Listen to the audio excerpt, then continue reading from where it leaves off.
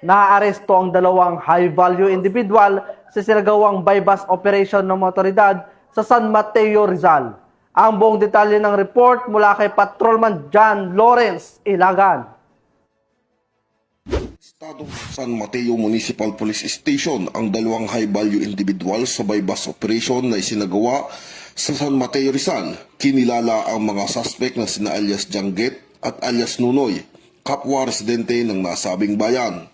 Nasabat mula sa kanila ang 13 sachet ng hinihinalang shabu na tumitimbang ng humigit kumulang 50.3 gramo na may halagang 342,040 pesos, isang revolver na may 5 bala at bypass money na 500 peso. Ang mga suspect ay naharap sa kasong paglabag sa Republic Act 9165 o ang Comprehensive Dangerous Drugs Act of 2002 at Republic Act 10591 o ang Illegal Possession of Firearms and Ammunition.